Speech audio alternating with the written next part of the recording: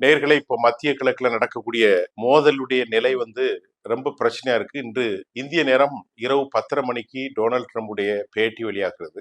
அவர் ரொம்ப கேவலமான ஒரு பேச்சாளனா மாறிட்டாரு. அதாவது நம்ம சென்னை தமிழ்ல சொல்ல போனா லோக்கல்ல பேசக்கூடிய அளவிற்கு ஓனாங்கிற வார்த்தையெல்லாம் பயன்படுத்துறாரு. அது மட்டும் இல்ல, பைத்தியக்கார பயலுகளாங்கிறாரு, அப்பம் பேரு தெரியாதவங்கிறாரு, என்னெல்லாமோ பேசுறாரு. இப்ப இப்படிப்பட்ட ஒருவனை உலக தலைவனா இருந்தா எப்படி இருக்கும் அப்படிங்கிறத நான் சொல்றதை விட உங்களுக்கு புரிந்து கொள்ளலாம். ஏன் ட்ரம்ப் இவ்வளவு டென்ஷன் ஆயிருக்கார் அப்படின்னு பார்த்தா, அவர் பட்டிருக்கக்கூடிய அடி அவ்வளவு ஒரு கடுமையான அடி. இல்ல, உலகத்துல அமெரிக்கா இந்த அளவுக்கு கேவலப்பட்டது எப்பவும் இல்ல, சீரழிந்தது எப்போதும் இல்ல. சீரழிந்து சிந்தோலப்பட்டது என்று சொன்ன மாதிரி கடுமையான அடியை வாங்கியிருக்காங்க. உதாரணத்துக்கு நீங்க பாருங்க, அமெரிக்காவுடைய கப்பல், அமெரிக்காவுடைய விமானம் எஃப் சீரியஸ், அது எந்த காலத்திலும் அடி வாங்கினதே கிடையாது. அந்த அளவுக்கு புகழ் பெற்றது அப்படின்னு சொல்லிட்டு இருந்தாங்க.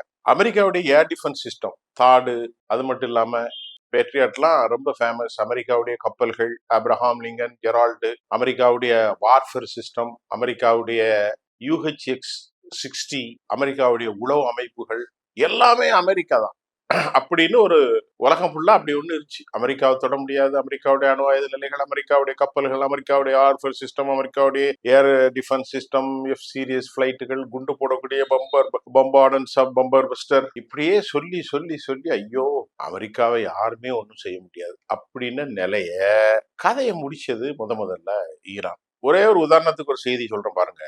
ஒரு 2 தினங்களுக்கு முன்பு அமெரிக்காவுடைய இந்த F-15E ஈகிள், இது ரொம்ப வேகமா போகக்கூடியது. இது அடிச்சு காலி பண்ணிட்டாங்க, கீழே விழுந்துருச்சு. அவரு எரிஞ்சு ஒண்ணு விழுந்துச்சு, இன்னொன்னு தப்பி எங்கேயோ போய் இறங்கிட்டு, துபாயிலயோ எங்கேயோ சவுதியிலயோ.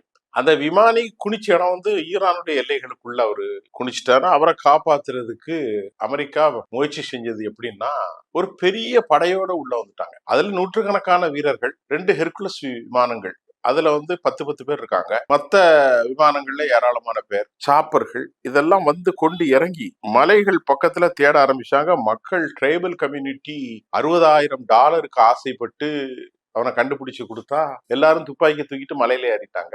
அமெரிக்கா இவ்வளவு பெரும் படைகளை கொண்டு மேல இருந்து குண்டை போட்டு கீழே இருந்த மக்களை விரட்டினார்கள்.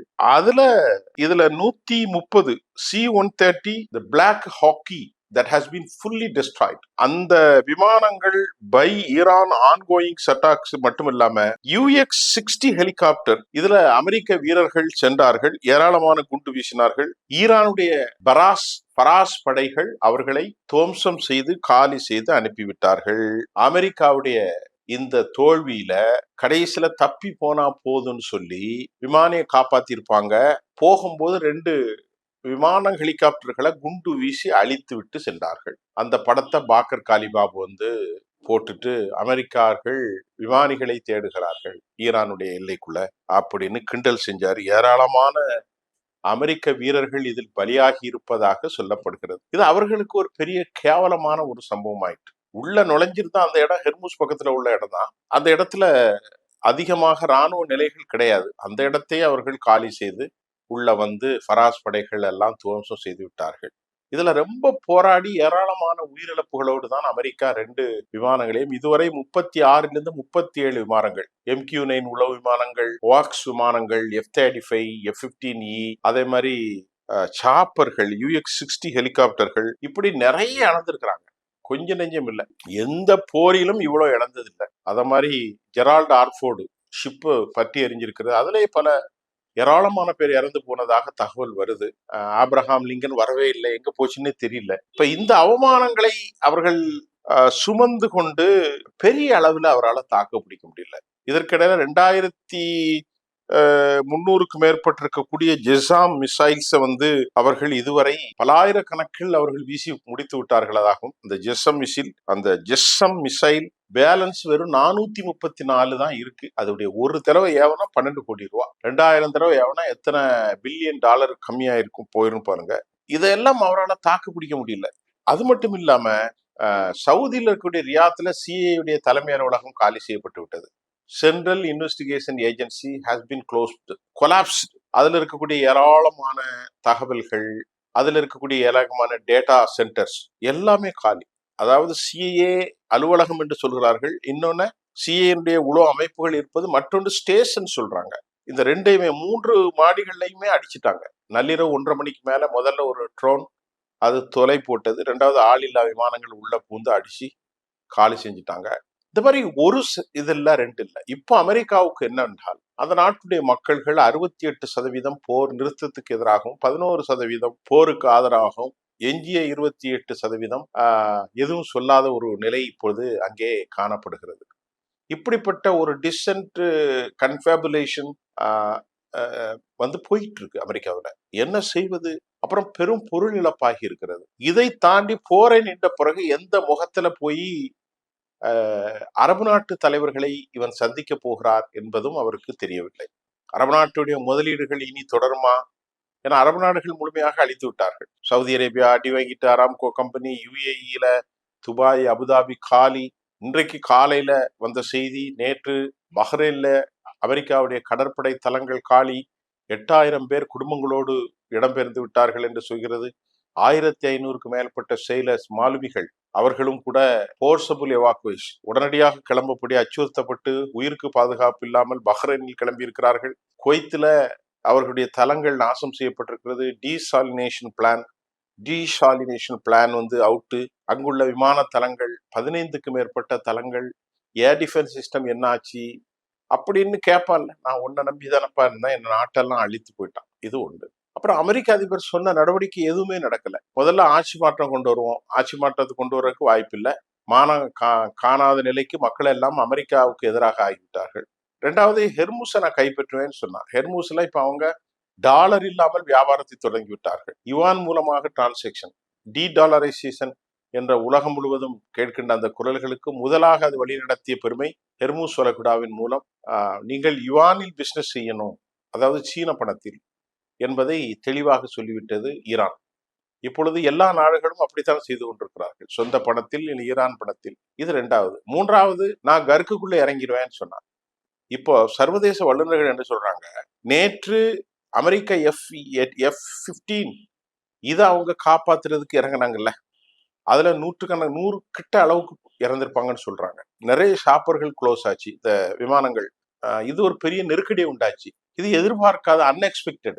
அதுல ஃபராஸ் படையணை வந்து தான் ஒரு பயங்கர தாக்குதல் நடத்தினாங்க. அவங்க தாக்க, இவங்க தாக்க, தப்பி ஓடி வந்தாங்க. இந்த ஒரு சாம்பிள் போதும், அமெரிக்கா அந்த நாட்டுக்குள்ள இனி இறங்கவே மாட்டான், இறங்குறத பத்தி சிந்திக்கவே மாட்டாங்க அப்படின்னு சொல்றாங்க. அந்த அளவிற்கு கொடூரமான தாக்குதல் நடந்திருக்கிறது. இனி எந்த காலத்திலும் அமெரிக்க தடைப்படை செல்லாது, அதற்கான வாய்ப்புகள் கொஞ்சம் கூட இல்லை அப்படின்னு தகவல்கள் வருது. ஏன்னா அங்க பெற்ற பயமும் அச்சமும் அப்படி இருக்கு. இதையெல்லாம் கேட்டுக்கொண்டு, ஏன்னா அவங்களுடைய சொந்த தயாரிப்பான மஜித் AK-7 அப்படிங்கிற ஒரு ரேடார் இல்லாத ஒரு தாக்குதலை அவர்கள் நடத்தி இருக்கிறார்கள். ஈரானுக்கு ஏற்கனவே வெப்பனைசேஷன் கையில இருக்கிறது. இன்னும் கஸ்பியன் தீவுகள்ல இருந்து, ரஷ்யாவில இருந்து ஆயுதங்கள் வருது. வடகொரியால இருந்து ட்ரெயின் மூலமாக, சீனா வந்து சீனாவிலிருந்து கப்பல் மூலமாக பல பொருட்களோடு ஏராளமான ஏவுகணைகள், அதுல முசுடு ஏவுகணைகள் என்று ஒரு ஏவுகணை இருக்கிறது என்று அமெரிக்கா கருத்து தெரிவித்திருக்கு. அதுதான் டியூகோ கார்சியால அவங்க அடிச்சிருக்கிறாங்க.